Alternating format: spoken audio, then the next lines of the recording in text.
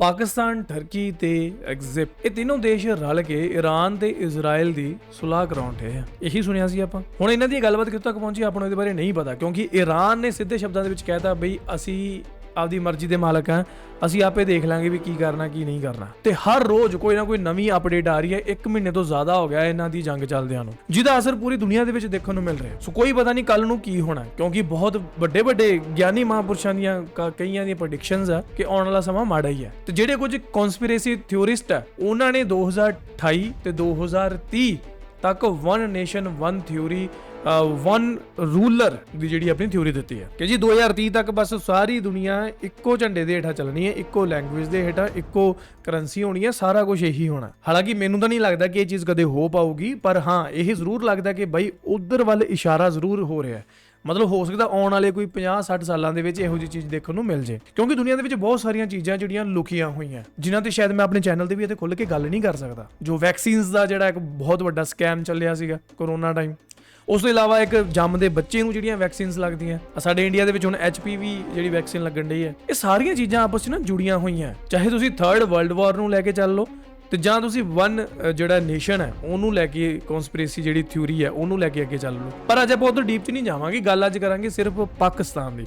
ਕੀ Pakistan Iran ਨੂੰ nuclear bomb ਦੇ ਸਕਦਾ, ਉਹਦੀ ਹੈਲਪ ਕਰ ਸਕਦਾ? ਕਿਉਂਕਿ ਅਮਰੀਕਾ ਤਾਂ ਬਈ ਚਾਰੋਂ ਖਾਨੇ ਚਿੱਤ ਹੋਇਆ ਪਿਆ, ਤੇ ਉਹ ਕਹਿੰਦਾ ਵੀ ਈਰਾਨ ਨੂੰ ਮੈਂ ਨਿਊਕਲੀਅਰ ਨਹੀਂ ਬਣਾਉਣ ਦੇਣਾ, ਟਰੰਪ ਕਹਿੰਦਾ ਪਿਆ ਮਤਲਬ। ਤੇ ਈਰਾਨ ਕਹਿੰਦਾ ਵੀ ਮੈਂ ਉਹਨਾਂ ਚਿਰ ਸੰਧੀ ਨਹੀਂ ਕਰਨੀ, ਉਹਨਾਂ ਚਿਰ ਮੈਂ ਸ਼ਾਂਤ ਨਹੀਂ, ਸੀਜ਼ਫਾਇਰ ਨਹੀਂ ਕਰਨਾ, ਜਿੰਨਾ ਵੀ ਸਾਡਾ ਨੁਕਸਾਨ ਹੋਇਆ ਉਹ ਨਹੀਂ ਭਰਦਾ, ਜਿੱਥੇ ਜਿਹੜੇ ਦੇਸ਼ਾਂ ਦੇ ਵਿੱਚ ਜਿੱਥੇ ਵੀ ਅਮਰੀਕਾ ਦਾ ਕੋਈ ਬੇਸ ਹੈ, ਕੁਝ ਵੀ ਹੈ, ਉਹਨੂੰ ਉੱਥੇ ਚੱਕੋ, ਉਹਨਾਂ ਚਿਰ ਅਸੀਂ ਉਸ ਦੇਸ਼ ਨਾਲ ਵੀ ਕੋਈ ਬਿਜ਼ਨਸ ਨਹੀਂ ਕਰਨਾ। Welcome back to the channel, ਮੈਂ ਸਨਮੀਤ ਸਿੰਘ ਤੇ ਤੁਸੀਂ ਦੇਖ ਰਹੇ ਹੋ ਪੰਜਾਬੀ ਰੀਲ टीवी। ਤੇ आओ चलते हैं आज दी इस वीडियो वाल। ईरान अमेरिका की शर्तों पर इस जंग को रोक सकता है? क्या ईरान इजराइल के डेमूना न्यूक्लियर पावर प्लांट को तबाह कर सकता है? और क्या पाकिस्तान ईरान को एटम बॉम्ब दे सकता है या न्यूक्लियर मिसाइल दे सकता है? ये वो सवाल हैं जिन पर हम आज की वीडियो में तफसील से बात करेंगे। दोस्तों, हर गुजरता दिन इस जंग की शिद्दत को बढ़ा रहा है। एक तरफ अकेला ईरान है और दूसरी तरफ इसराइल, अमेरिका और अरब ममालिक। ईरान ने रिसेंटली वाज़े किया है कि वो किसी भी शर्त पर सरेंडर नहीं करेंगे, जिसका मतलब है कि ईरान इस जंग को लंबा और थका देने वाला बना सकता है। ईरान ने खुद वाज़े किया है कि इस शिद्दत के साथ वो ये जंग 6 महीने तक लड़ सकता है, जबकि ईरान का 8 साल का लंबी जंग लड़ने का तजुर्बा है। और मेरे ख्याल से ईरान ये जंग 6 महीने से भी काफ़ी ज़्यादा देर तक लड़ सकता है। दोस्तों, कोई भी मुल्क किसी दूसरे मुल्क पर जब भी हमलावर हो, ਪਰ ਅੱਜ ਕੱਲ ਸਮਾਂ ਉਹ ਨਹੀਂ ਹੈ ਜਿਹੜਾ ਪਹਿਲਾਂ ਸੀਗਾ। ਅੱਜ ਕੱਲ ਇਹਨਾਂ ਦੀ ਵॉर ਦੇ ਕਰਕੇ ਪੂਰੀ ਦੁਨੀਆ इफेक्ट हो रही है, तो इसका एक ऑब्जेक्टिव होता है, एक मकसद होता है। और अगर आप सोच रहे हैं कि अमेरिका और इसराइल ने ईरान पर इतनी बमबारी करके वो मकसद हासिल कर लिया है, तो आपको बता दें कि अमेरिका और इसराइल अपने मकसद का 1% भी हासिल नहीं कर पाए। इनका मकसद है कि ईरान में रजीम चेंज की जाए, ऐसी हुकूमत हो जो इनकी मर्जी के ਗਵਰਨਮੈਂਟ ਹੀ ਚੇਂਜ ਕਰਨੀ ਚਾਹੁੰਦੇ ਆ, ਆਪਦਾ ਨੁਮਾਇੰਦਾ ਉੱਥੇ ਖੜਾ ਕਰਨਾ ਚਾਹੁੰਦੇ ਆ। ਇਹ ਹੋਰ ਕੀ ਆ, शायद जिमें पाकिस्तान मुताबिक हो, जो अमेरिका को वो वाले मज़े दिलाए जो शाह के दौर में अमेरिका ईरान को लूट कर करता था। अब रजीम तो इनसे चेंज हो नहीं रही, नकली इनकलाब लाने की कोशिश भी कर ली और बमबारी करके भी देख ली, इसके अलावा लीडरशिप भी मार के देख ली। अब आखिरी रास्ता इनके पास ये बचा है कि या तो जंग को रोक दें, लेकिन ऐसी ज़िल्लत के साथ ये रोकेंगे नहीं, या तो ये ग्राउंड फोर्सेस उतार कर देख लें। जबकि ईरान ने खुद कहा है कि आप ये शौक भी पूरा करके देख लें, हम तो चाहते हैं कि आप अपनी फोर्सेस भी यहाँ पर उतारें। वैसे मैं आपको बता दूं कि अमेरिका का ईरान में ग्राउंड फोर्सेस उतारने का तजुर्बा माजी में काफ़ी बुरा साबित हुआ है। ऑपरेशन ईगल क्ला अमेरिका कभी नहीं भूलेगा, जब 1980 में अमेरिका ने ईरान की कैद से अपने एम्बेसी के स्टाफ को आज़ाद करवाने के लिए फिल्मी स्टाइल में यह ऑपरेशन शुरू किया था। सोचा था ईरान में जाएंगे, हॉलीवुड की तरह धूम धड़का करेंगे, फाइट करेंगे और फिल्मी अंदाज में अपनी एम्बेसी स्टाफ को आज़ाद करवा के वापस आ जाएंगे। लेकिन अच्छा, मैं ਤੁਹਾਨੂੰ ਲੇਟੈਸਟ ਇੱਕ ਅਪਡੇਟ ਦੇਦਾ, ਮੈਂ ਨਾਲ ਉਹੀ ਦੇਖ ਰਿਹਾ ਸੀਗਾ। ਜਿਹੜੀ ਹੁਣ ਤੱਕ ਦੀ ਸਿਚੁਏਸ਼ਨ ਹੈ, ਜਿਹੜੀ ਅੱਜ ਤੇ ਕੱਲ ਦੀ ਰਿਪੋਰਟ ਹੈ ਕਿ US ਤੇ ਇਜ਼ਰਾਈਲ ਹਜੇ ਵੀ ਈਰਾਨ ਤੇ ਜਿਹੜਾ ਹੈਵੀ ਸਟ੍ਰਾਈਕ ਕਰ ਰਿਹਾ, ਠੀਕ ਹੈ, ਤੇ ਈਰਾਨ ਵੀ ਪੂਰਾ ਰਿਟੈਲੀਏਟ ਕਰ ਰਿਹਾ ਮਿਜ਼ਾਈਲਸ ਤੇ ਡਰੋਨ ਦਾਗ ਕੇ, ਠੀਕ ਹੈ। ਤੇ ਦੁਬਈ ਪੋਰਟ ਤੇ ਵੀ ਟੈਂਕਰ ਡਰੋਨ ਅਟੈਕ ਹੋਇਆ। ਕਮਾਲ ਹੈ ਯਾਰ।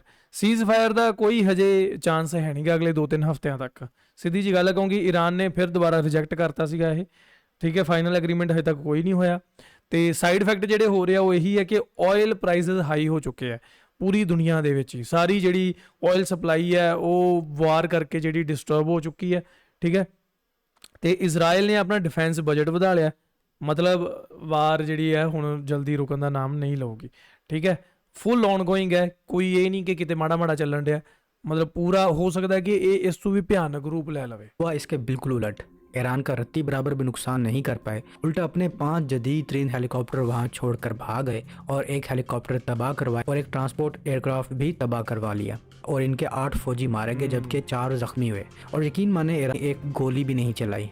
ये सब मिट्टी के तूफान ने इनके साथ किया था। खैर, अपनी नाकामी छुपाने के लिए और इस जंग को किसी वजह से रोकने के लिए अब इनको बहाना चाहिए और इन्होंने प्लान बी भी तैयार कर लिया है। और प्लान बी ये है कि ईरान का जो बचा हुआ अफजूदा यूरेनियम है वो अपनी स्पेशल फोर्सेस भेज कर उठा लिया जाए और बाद में कहा जाए कि हमने ईरान को मुकम्मल तौर पर न्यूक्लियर वेपन या एनर्जी से डिसआर्म कर ਲੈ ਇਦਾਂ ਕਿਵੇਂ ਚੱਕ ਲਓਗੇ? ਦੱਸ ਅੱਗੇ ਪਤੰਦਰ ਨਹੀਂ ਖੜੇ ਤੁਹਾਡੇ? दिया है और अब हम ये जंग यहीं रोकते हैं, चाहे बेशक अफजूदा यूरेनियम ईरान के पास हो या ना हो। लेकिन इन्होंने कुछ ऐसा ही करना है। मे भी मैं गलत साबित हूँ, लेकिन अमेरिका साबित शुदा है ऐसी हरकतें करने में।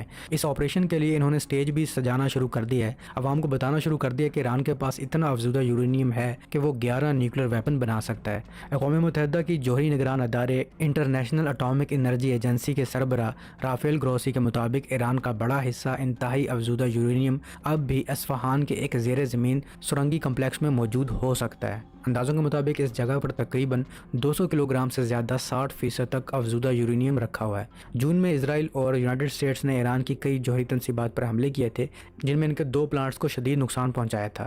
लेकिन इस्फहान का ज़ेर ज़मीन कम्प्लेक्स वो वाहिद मकाम बताया जा रहा है जिसे ज़्यादा नुकसान नहीं पहुंचा। IAEA के मुताबिक ईरान ने इन हमलों के बाद ना तो इस यूरेनियम की मौजूदा हालत के बारे में मालूमात दी और ना ही इदारे के इंस्पेक्टर्स को दोबारा मुआयना करने की इजाज़त दी। सैटेलाइट तस्वीर से भी अभी तक ऐसा कोई वाज़ेह सबूत नहीं मिला कि इस अफजूदा यूरेनियम को वहाँ से किसी और जगह मुंतकिल किया गया हो। IAEA की रिपोर्ट के मुताबिक इसके अलावा ईरान के पास 8000 किलोग्राम से ज़ायद कम अफजूदा यूरेनियम भी मौजूद है, जिसे अगर चाहे तो आला सतह पर अफजूदा किया जा सकता है। और माहिरीन के मुताबिक ईरान ने तकनीकी तौर पर यूरेनियम को इंतहाई सतह तक अफजूदा करने की सलाहियत हासिल कर ली है, लेकिन अभी तक ये साबित नहीं हुआ कि तेहरान ने एटमी हथियार बनाने का सियासी फैसला कर लिया है या नहीं। वाशिंगटन में फ़ौजी मनसूबा साज खामोशी से ये जायज़ा ले रहे हैं कि अगर ये यूरेनियम मिल जाए तो क्या इकदाम किए जा सकते हैं। एक मंसूबे के तहत खसूसी टीमें वहां जाकर यूरेनियम को मकामी तौर पर कम अफजूदा कर सकती हैं ताकि ये एटमी हथियार के लिए गैर काबिल इस्तेमाल हो जाए। दूसरे मंसूबे के मुताबिक यूरेनियम को ईरान से निकालकर बैनुल कौमी निगरानी में महफूज जगह मुंतकिल किया जा सकता है। माहिरीन के मुताबिक ये यूरेनियम तकरीबन 1 मीटर लंबे धात के सिलेंडर्स में रखा गया है और हर सिलेंडर का वज़न तकरीबन 25 किलोग्राम है और ये सारा स्टॉक लगभग 16 सिलेंडर्स में आता है, जिसे गाड़ियों के ज़रिए मुंतकिल किया जा सकता है। डोनाल्ड ट्रंप ने एयरफोर्स 1 पर भी कहा कि अमेरिका ने अब तक यूरेनियम कब्जे की कोशिश नहीं की, लेकिन यह ऑप्शन मुस्तकबिल में खुला रह सकता है। इनका कहना था कि इस तरह के मिशन के लिए मजबूत ਅੱਜਕੱਲ ਦੁਨੀਆ ਦੇ ਵਿੱਚ ਸੋਨਾ, ਚਾਂਦੀ, ਕਰੰਸੀ ਇਹ ਸਾਰੀਆਂ ਚੀਜ਼ਾਂ ਇੰਪੋਰਟੈਂਟ ਨਹੀਂ ਹੈ, ਤੇਲ ਵੀ ਨਹੀਂ ਜਿੰਨਾ यूरेनियम है। ठीक है, ਆਉਣ ਵਾਲਾ ਭਵਿੱਖ ਹੈ यूरेनियम। आवाज़ और ऐसे हालात दरकार होंगे जहां ईरानी फ़ौज मौसर मुज़ाहमत ना कर सके। अमेरिकी और इजरायली इंटेलिजेंस एजेंसियां अब यूरेनियम की मौजूदा जगह मालूम करने की कोशिशें कर रही है। सबसे बड़ा चैलेंज ये है कि इस मवाद को तलाश किया जाए। तो इस तरह का प्रोपेगेंडा जो ये लोग मीडिया पर फैला रहे हैं, और बच निकलने का शायद यही रास्ता है कि एक रेड मारो, दुनिया को बताओ कि हमने ईरान को बिल्कुल खाली कर दिया न्यूक्लियर वेपन से और भाग जाओ। हालांकि यही इंटरनेशनल एटमी निगरान अदारा है जिसे जंग से पहले ये नहीं पता था कि ईरान के पास कितना अफजूदा यूरेनियम मौजूद है, जबकि पूरी निगरानी की जा रही थी। तो ये जंग अमेरिका अपनी शर्तों पर बिल्कुल भी ख़त्म नहीं कर सकता। रिसेंटली ट्रंपू ने भी ये कह दिया कि ईरान वार बहुत जल्द ख़त्म होने वाली है। अब देखते हैं कि ये कैसे ख़त्म करते हैं। दूसरा सवाल था कि क्या ईरान इजराइल के डेमूना न्यूक्लियर पावर प्लांट को तबाह कर सकता है। इस मामले को समझने के लिए हमें तकनीकी और फौजी दोनों पहलुओं को देखना होगा। डेमूना प्लांट इजराइल का सबसे अहम एटमी हथियार बनाने वाला मरकज़ है। ये सुरंगों और मजबूत हिफाजती हसार से महफूज है और इसकी साख्त को ख़ास तौर पर किसी बरह रास्त हमले से बचाने के लिए डिज़ाइन किया गया है। आलमी माहिरीन का कहना है कि यह प्लांट ज़मीन के नीचे कई मीटर तक महफूज है, जिसका मतलब ये है कि किसी भी फ़ज़ाई या मिसाइल हमले के लिए इंतहाई दुरुस्त हदफ बंदी और बहुत ज़्यादा ताकतवर हथियार दरकार होंगे। ईरान के पास मौजूदा मिसाइल सिस्टम्स में अक्सर बैलिस्टिक और क्रूज़ मिसाइल शामिल हैं। अगरचे इनमें से कुछ मिसाइल डेमूना तक पहुँच सकते हैं, लेकिन मसला सिर्फ फासले का नहीं बल्कि हदफ के तहफ़्फ़ुज़ और प्लांट की सुरंगी साख्त है। डेमूना की गहराई और मजबूत कंक्रीट की तहें आम जंगी मिसाइलों या ड्रोन हमलों के लिए काफ़ी महफूज है। इसका मतलब है कि ईरान के पास मौजूद रवायती मिसाइल जैसे कि शहाब 3 या फतह 110 गालबन प्लांट को तबाह करने के लिए नाकाफ़ी हैं। तकनीकी तजिया ये भी बताता है कि डेमूना जैसे प्लांट्स को नुकसान पहुँचाने के लिए या तो खसूसी बंकर बस्टर हथियार दरकार हैं या फिर जोहरी हथियार इस्तेमाल करने पड़ेंगे। اور ایران کے پاس ایک بیلسٹک میزائل ایسا ہے جو یہ کام آسانی سے کر سکتا ہے، اور وہ ہے خرم شہر میزائل۔ ایک اور پہلو یہ ہے کہ ڈیمونا کے گرد جدید دفاعی نظام موجود ہے جن میں ایئر ڈیفنس اور میزائل انٹرسیپشن سسٹمز شامل ہیں جو حملوں کو ناکام بنانے کے لیے ڈیزائن کیے گئے ہیں۔ یہ نظام ممکنہ حملوں کا پہلے ہی پتہ لگا کر میزائل کو تباہ کر سکتے ہیں، لیکن آپ کو معلوم ہے کہ ایران کی اسٹریٹجی یہی رہتی ہے کہ پہلے انٹرسیپٹر میزائلز کے اسٹاک کو ختم کرو پھر حملہ کرو۔ تو ان شارٹ ایران اسرائیل کا نیوکلیر پلانٹ تباہ کرنے کی صلاحیت تو رکھتا ہے، لیکن ایران کبھی ایسا کرے گا نہیں، کیونکہ ایسے اسرائیل کو جواز مل جائے گا ایران پر نیوکلیر اٹیک کرنے کا۔ آخری سوال یہ تھا کہ کیا پاکستان ایران کو نیوکلیر ویپن دے سکتا ہے جس سے ایران ایسی پوزیشن میں آ جائے کہ امریکہ اور اسرائیل بھی حملے کرنے سے پہلے 100 بار سوچے؟ اس سوال کے جواب میں ہمیں تھوڑا ماضی میں جانا پڑے گا۔ 1999 سے 2003 کے درمیان ایران نے ایک پروگرام چلایا جس کا مقصد صرف ایک تھا کہ نیوکلیر وار ہیڈ ڈیزائن کی تحقیق، ٹیسٹنگ اور اسے اپنے بیلسٹک میزائل نظام کے ساتھ ہم آہنگ کرنا۔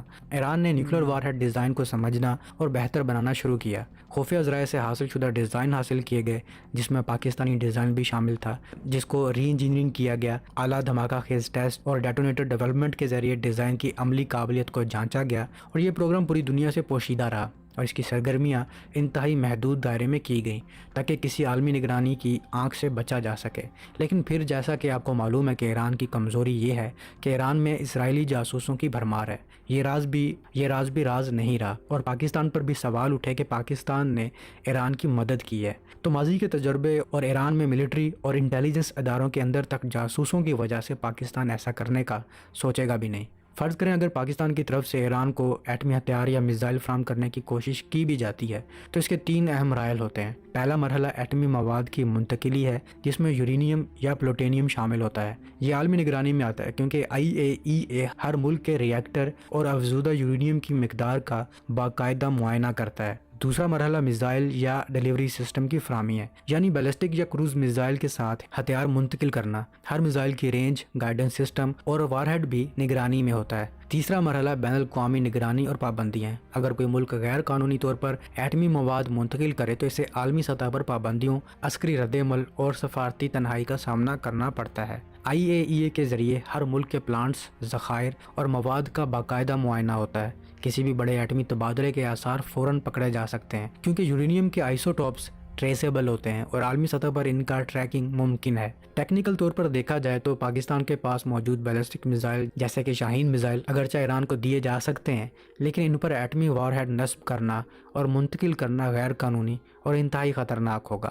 بین الاقوامی نگرانی کے تحت کسی بھی ایٹمی یا میزائل ٹرانسفر کے آثار، آئسوٹوپس، شپنگ ریکارڈز اور سیٹلائٹ امیجری کے ذریعے فوراً معلوم ہو جاتے ہیں۔ لہٰذا حقیقت یہ ہے کہ پاکستان ایران کو ایٹمی بم یا نیوکلیر میزائل فراہم کرنے کی صلاحیت عملی اور قانونی طور پر موجود نہیں ہے، اور خفیہ طور پر پکڑے جانے کا خطرہ زیادہ ہے، اور اگر کوئی کوشش کی بھی جائے تو عالمی نگرانی اسے فوراً بے نقاب کر دے گی۔ وہ الگ بات ہے کہ پاکستان ایٹمی ملک کے طور پر ایران کے ساتھ کندھے سے کندھا ملا کر کھڑا ہو جائے، تب بھی امریکہ اور اسرائیل جیسے ملک ایران پر حملہ کرنے سے پہلے 100 بار سوچیں گے۔ لیکن ایسا کرے کون؟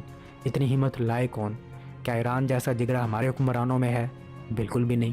ہمارے حکمرانوں اور غیرت کے سامنے معیشت اور مصلحت کی ایک بہت بڑی دیوار کھڑی ہے۔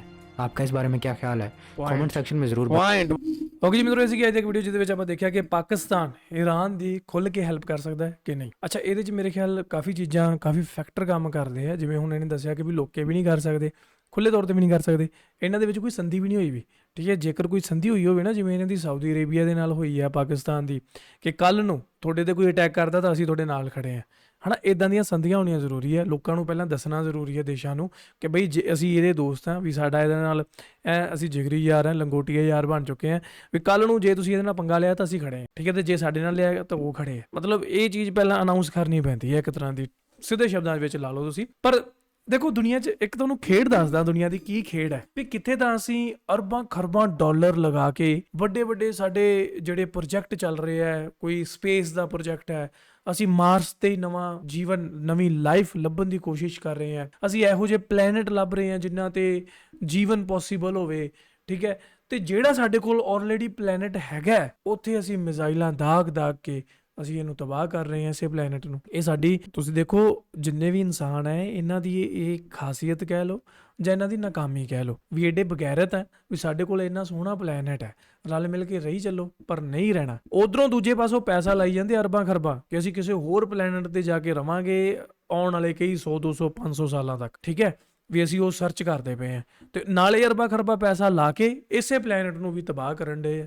ਤੇ ਫਿਰ ਕਹਿੰਦੇ ਆ ਵੀ ਕੱਲ ਨੂੰ ਹੋ ਸਕਦਾ ਆਉਣ ਵਾਲੇ ਸਾਲਾਂ 'ਚ ਇਹ ਪਲੈਨਟ ਰਹਿਣ ਯੋਗ ਨਾ ਰਵੇ। ਨਾ ਮੂਰਖੋ, ਰਹਿਣ ਯੋਗ ਵੀ ਤਾਂ ਤੁਹਾਡੇ ਕਰਕੇ ਹੀ ਹੈ ਤੇ ਤੁਹਾਡੇ ਕਰਕੇ ਹੀ ਇਹ ਰਹਿਣ ਯੋਗ ਨਹੀਂ ਵੀ ਰਹਿਣਾ। ਮਤਲਬ ਇਸ ਗੱਲ ਨੂੰ ਸਮਝਿਆ ਜਾਵੇ ਨਾ। ਪਰ ਦੇਖੋ ਦਿਮਾਗ ਹੀ ਲਿਆ ਵਾ ਸਾਡੇ ਇਨਸਾਨਾਂ ਦਾ, ਹੋਰ ਕੀ ਹੈ ਵੀ ਅਸੀਂ ਇੱਕ ਤਾਂ ਅਰਬਾਂ ਖਰਬਾਂ ਅਸੀਂ ਸੇਵ ਕਰ ਰਹੇ ਹਾਂ ਮਤਲਬ ਤੇ 1 ਅਰਬਾਂ ਖਰਬਾਂ ਅਸੀਂ ਖਰਾਬ ਕਰ ਰਹੇ ਹਾਂ। ਸੋ ਤੁਹਾਡਾ ਕੀ ਮੰਨਣਾ ਇਹਦੇ ਬਾਰੇ ਤੁਸੀਂ ਮੈਨੂੰ ਥੱਲੇ ਕਮੈਂਟ ਕਰਕੇ ਦੱਸਿਓ। ਹਾਲਾਂਕਿ ਜਿਸ ਨਜ਼ਰੀਏ ਨਾਲ, ਜਿਸ ਪੁਆਇੰਟ ਆਫ ਵਿਊ ਨਾਲ ਮੈਂ ਇਹ ਸਟੇਟਮੈਂਟ ਦੇ ਰਿਹਾ, ਇਹ ਦੇਸ਼ ਥੋੜਾ ਮੰਨਣਗੇ, ਇਹਨਾਂ ਨੇ ਸੋਚਣ ਨਾਲੇ ਆਪਣੀ ਕੀ ਔਕਾਤ ਹੈ ਕਿ ਜਿਹੜੀ ਆਪਣੀਆਂ ਗੱਲਾਂ ਸੁਣਨ। ਪਰ ਮੈਂ ਕੀ ਕਹਿੰਦਾ ਵੀ ਜਿਹੜੇ ਇਹ ਫੈਸਲੇ ਲੈਂਦੇ ਆ ਇਹ ਸੋਚ ਕੇ ਲੈਂਦੇ ਵੀ ਸਾਡਾ ਦੇਸ਼ ਸਾਡਾ ਇਹ ਪੂਰੀ ਉਸ ਚੀਜ਼ ਦਾ ਥੋੜਾ ਸੋਚਦੇ ਆ।